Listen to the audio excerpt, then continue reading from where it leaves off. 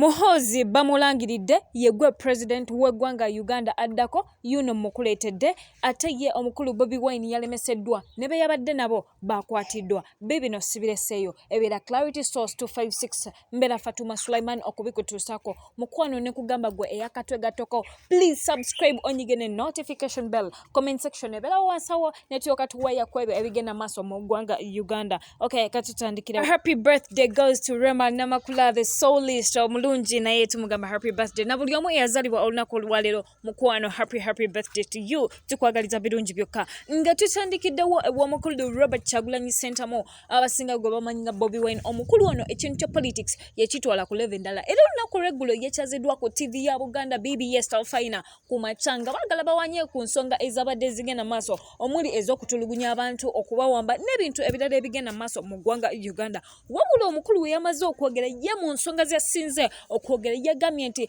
gavumenti eno eriko emwagaza ebintu bibiri byokka either ave mu bulamu bw'ensi afe oba sekyo ave mu ggwanga Uganda. N'agamba tagenda avawo ku lwa munnayuganda ye wali yatuyirawo omubiri n'agamba he is a president omuntu gwe beesiga. Wabula bwe yabadde avaayo yasazeewo agambe nti kanfulume ngende kubanga sho ekoze ki ewedde wabula yagenza okutuuka wabweru ng'omanyi nti waliwo omwagalwa w'abanje ng'enkuyanja y'abantu yeekuŋŋaanyiza baagala omuwubirako munnaye president waabwe gwe baalonda. Munnange poliisi teyamuganyiza kuddawo okola kakyankalano tobikola nga bw'olaba poliisi yasazeewo n'ekuba tiyagaasa omuyitirivu kwogatta n'amasasi aga live bullets.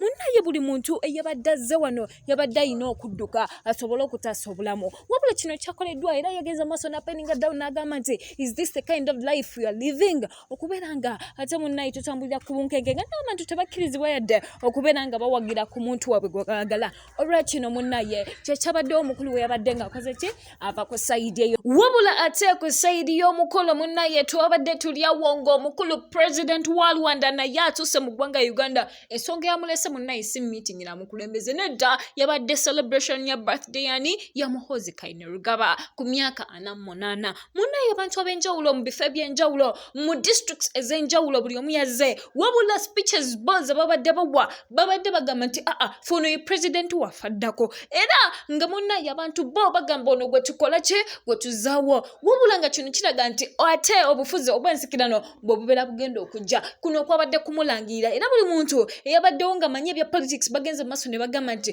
kino kye bakoze okubeera nga bakkiriza Kainerugaba okubeera nga akola omukolo nga guno just for his birthday ne bakola n'akasiki okubeera kumulangirira nti ono ye mufuzi gwe tuzaamu okuteekawo. Abantu ab'enjawulo nabo balaza expression yamu ne bagamba nti yes we believe in him. Tulowooza nti Muhoozi he's the person we've been looking for. Tuba tunoonya bamiswayi muto nga mugamba nti tukyusemu mu bukulembeze twagala ku bato. Muhoozi akyali muto era ayina ag'amaanyi agakola ki agafuga. Zizino ezimu ku videos ezabadde ate ze nasobodde.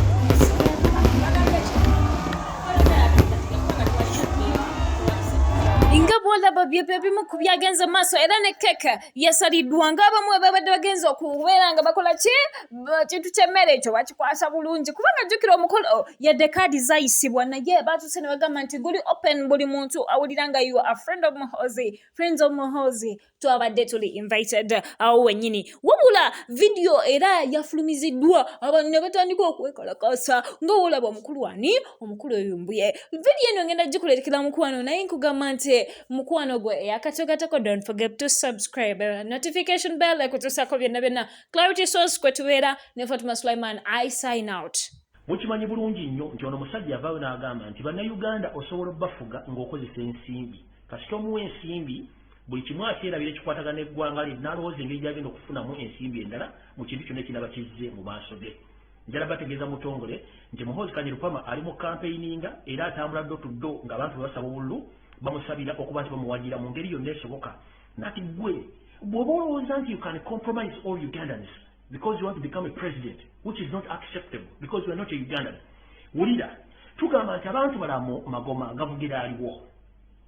Kitegeeza ki nti ne bw'onoogenda ng'osaasanya ssente mbw'oyagala kufuuka president, it will not happen because abantu bamanyi nti you are not a Ugandan first and foremost.